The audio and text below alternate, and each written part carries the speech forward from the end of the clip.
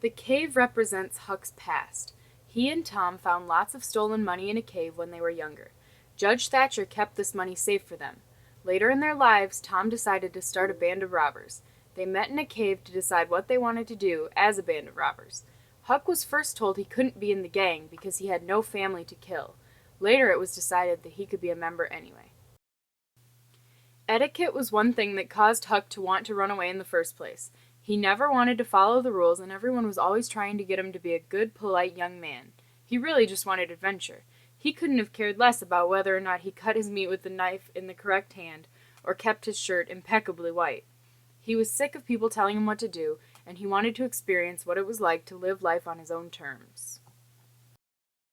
Books are important to this novel because they are where Tom gets all of his crazy ideas. He thinks that life should be just like it is in the adventure books that he reads. Tom really doesn't think about other people's feelings. This changes Huck because he follows Tom whenever Tom decides to do something crazy that he read about in a book, like starting a band of robbers. This helps to show how Huck really looks up to Tom.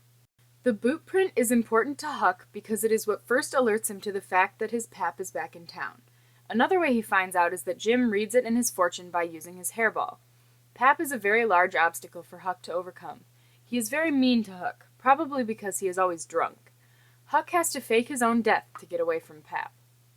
Huck has to fake his death in order to get away from his Pap. To do this, he kills a pig. He uses the pig's blood to make people believe that it is his own and that he is dead. They blame Jim for his murder. They try many different methods of recovering his body, but none of them work, obviously, because there is no body. Once Huck gets to Jackson Island, his whole life starts to change. In this way, arriving at Jackson Island can be considered a turning point in his life. Huck uses a canoe to get to Jackson Island. Arriving at the island is also a turning point in Jim's life. Neither of them can go back to their homes as far as they know. They can only move forward into the unknown. The snake represents the superstitions in the novel. Huck, although he is not as avid a believer as Jim, observes several superstitions throughout the course of the novel. Most of these he probably learned from Jim, such as the hairball superstition. Others he may have learned on his own, such as the dead spider superstition.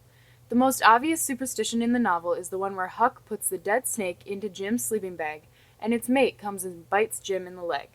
This is said to bring very bad luck, and it obviously does for Huck and Jim. The raft is very important to Jim and Huck. It is their means of transportation on the Mississippi River. If they didn't have the raft, they would have had to sleep in the woods. They would not have had any way to get to Cairo to set Jim free. The raft was also a safe place for Jim to stay when Huck was on his adventures. If people had seen Jim, they would have taken him back to Miss Watson. Some people probably would have kept him as their own slave, simply because of his skin color. The Mississippi River represents Huck and Jim's journey northward. There were many twists and turns in the plot of the story, just as there are in the river. During their journey, there were many obstacles to overcome. Some of these obstacles were Pap, the Duke and the King, and the Grangerford feud. By banding together for this unpredictable journey, Huck and Jim unknowingly increased their odds of success. Huck encounters various bags of gold on a few different occasions. The first is when he and Tom find the stolen money in the cave. They find $12,000 total. He also hides a bag of gold in a coffin. He does this so the Duke and the King can't go through with stealing it.